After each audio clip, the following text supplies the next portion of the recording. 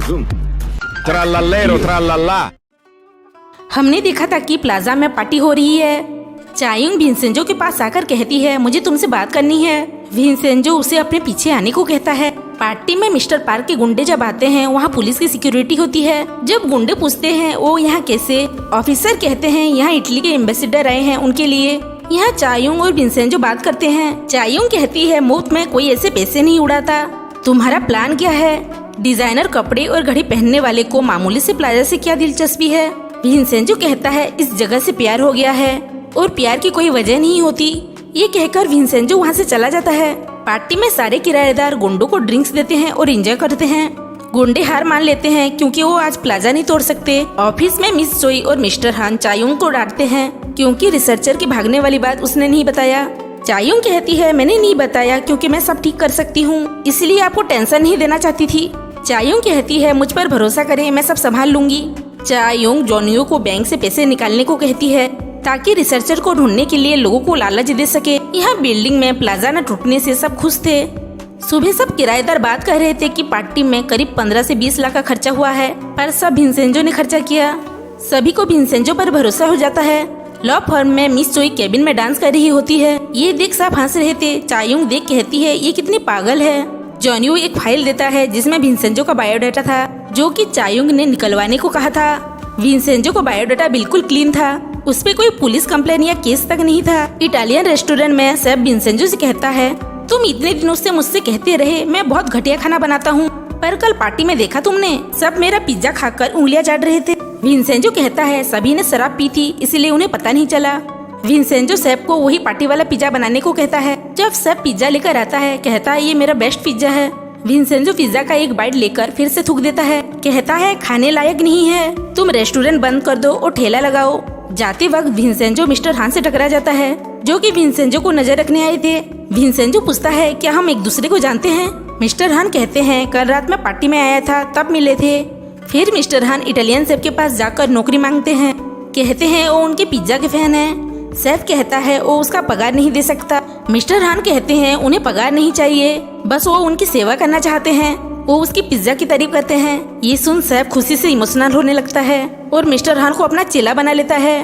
Plaza में Vincenzo mister Hong के पास जाकर कहता है बाबिल कंपनी की नई दवाई आरडीओ 90 का मेन कंपोनेंट इलीगल है। आरडीओ 19 पेन किलर में ड्रग्स मिले हुए हैं और धीरे धीरे लोगों को आदत हो जाएगी और लत लग जाएगी। पेन किलर के नाम पर वो ड्रग्स लोगों तक पहुंचाएंगे।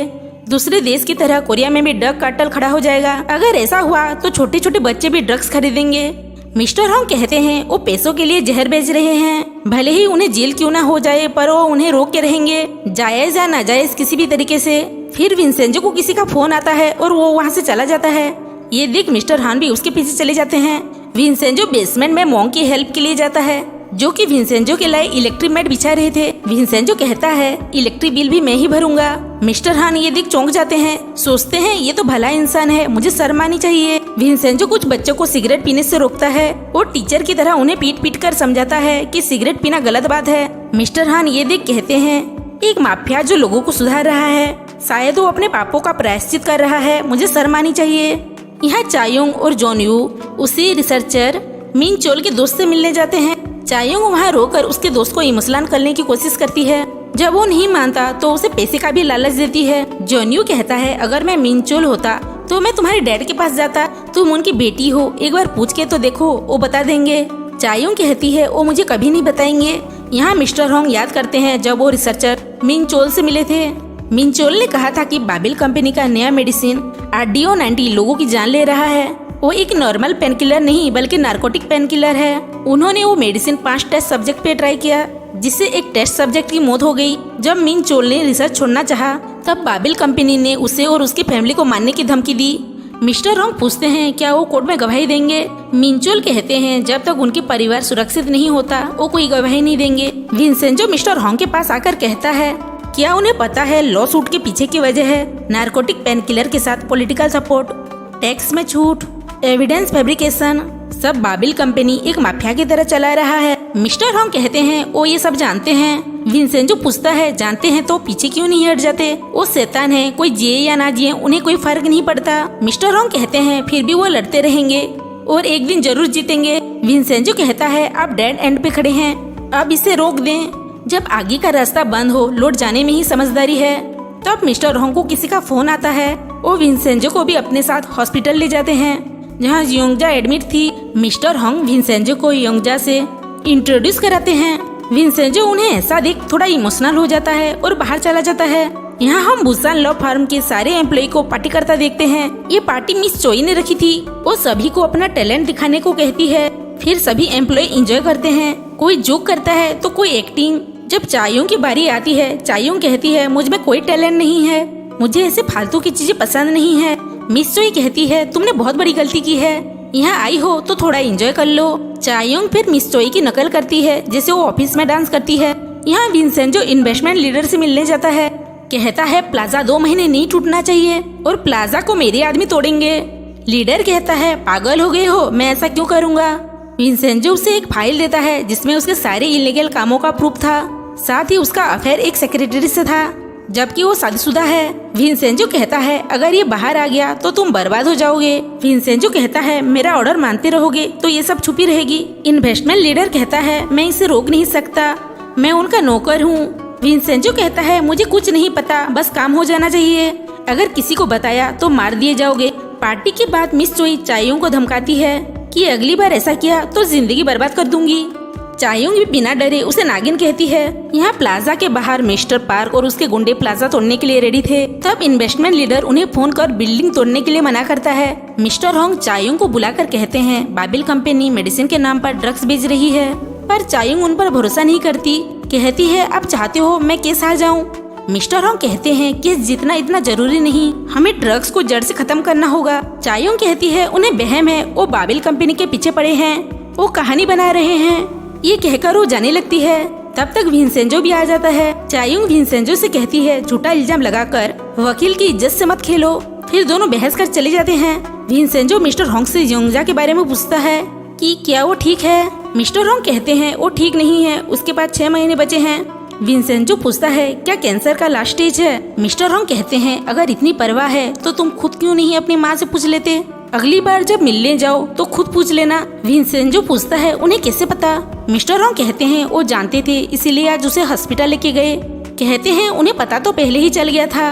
हम देखते हैं कि जब योंगजा का केस चल रहा था तब मिस्टर होंग भी कोर्ट में थे। योंगजा के केस से विंसेंजो बहुत गुस्से में था। ये सब मिस्टर होंग ने देखा था।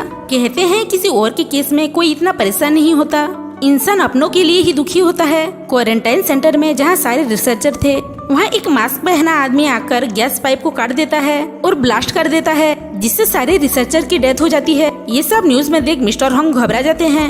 लॉ फर्म में जॉन यू चायोंग से कहता है वो बाबिल कंपनी का केस छोड़ दें क्योंकि केस से जुड़े सारे लोग मारे जा रहे हैं। चायोंग कहती है उसे कुछ नहीं होगा। जॉन यू कहता है जो लोग आज मरे हैं वो भी बाबिल कंपनी के एम्प्लॉय थे। मेरी गट फीलिंग कहती है जरूर कुछ गलत होने वाला है। हम मिस्टर हान और मिस चोई को बात करता सुनते हैं जहाँ मिस्टर हान कहते हैं उन्होंने सही नहीं किया, उन्होंने सभी को मरवा दिया। मिस चोई कहती है बाबिल कंपनी अपने काम के लिए किसी भी हद तक जा सकती है, अगर हम उसके काम नहीं आए तो हमें भी हटा देगा। मिस्टर होंग कहते हैं वो उसे डराए नहीं। यहाँ क्वारंटाइन सेंटर में मिस्टर होंग और विंसेंजो पहुँच जाते हैं जहाँ पुलिस ने अपनी जाँच बंद कर दी होती है। मिस्टर होंग कहते हैं वो ऐसे कैसे जांच बंद कर सकते हैं। पुलिस कहती है वो एक एक्सीडेंट था। ये सुन मिस्टर होंग पुलिस से बहस करने लगते हैं। कहते हैं अगर जांच ठीक से नहीं हुई तो वो यहाँ बैठ के हड़ताल करेंगे। विंसेंजो देखता है कि कुछ लोग मिस्टर होंग पे नजर रख रहे थे। ये देख विंसेंजो मिस्टर होंग को वहाँ से ले जाता है। कहता है मेरी बात सुनते क्यों नहीं।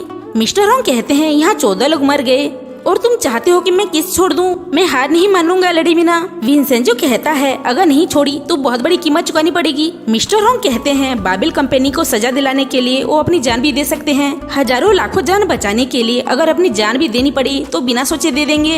ये कहकर वो चले जाते हैं। हम रेस्टोरेंट में मिस चोई और मिस्टर हान को बाबिल कंपनी के सीईओ हानस्यू से मिलता देखते हैं। वो कहता है मरे हुए रिसर्चर की फैमिली को मुआवजा मिलना चाहिए। पूछता है जो रिसर्चर भाग गया उसका कुछ पता चला। मिस चोई कहती है हम उसे बहुत जल्द ढूंढ लेंगे।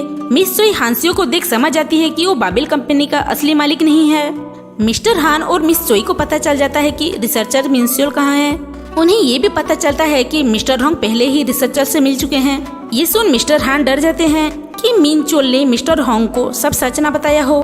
हम देखते हैं कि मिस्टर होंग को रिसर्चर मिनचोल का कॉल आता है। वो कहता है कि वो गवाही देने के लिए तैयार है। कहता है उसके सारे दोस्तों को मार दिया गया, कल वो उसे भी मार देंगे। इससे पहले कि वो उसे मार डाले वो गवाही दे देगा। मिस्टर होंग कल उसे मिलने को कहते हैं। विंसेंजो यहाँ किराएदार से मिलकर कहता है कि वो हर बार पार्टी करके बिल्डिंग को नहीं बचा पाएगा।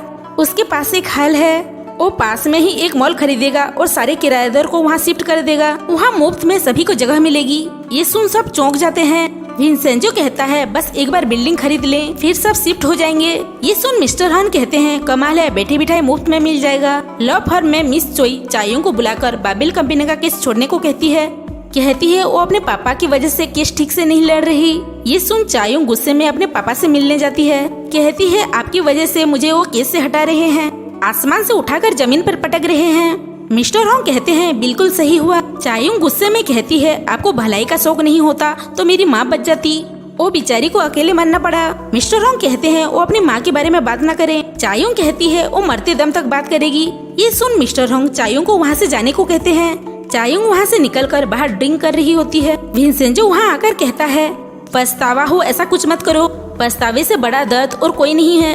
कहता है मिस्टर होंग और मैं उनके फेवरेट बार पे पीने जा रहे हैं, मन करे तो आ जाओ, माफी मत मांगना पर आकर बैठ तो जाओ। मिस चोई यहाँ किसी से फोन पे कहती है अब वक्त आ गया है, सिर्फ उसे नहीं उन दोनों को। हमें पता लगता है कि मिस चोई कुछ तो प्लान कर रही है। यहाँ बार में मिस्टर होंग और विंसेंजो बात करते हैं। मिस्टर होंग कहते हैं अब वो मेरी बेटी के पीछे पड़ गए हैं। विंसेंजो कहता है वो खुद को संभाल लेगी, वो आपकी तरह मजबूत है। मिस्टर होंग कहते हैं सबसे मजबूत तो तुम हो, तभी उस माँ के लिए कोर्ट आए जिसने तुम्हें छोड़ दिया।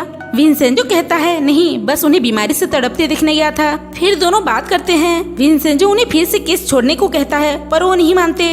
होटल में जब रिसर्चर मिनचोल बाबिल कंपनी के खिलाफ सबूत इकट्ठा कर रहा था तब कुछ लोग पुलिस के गेटअप में होटल आ जाते हैं। ये देख मिनचोल खिड़की से कूद जाता है और एक बोट में छुप जाता है।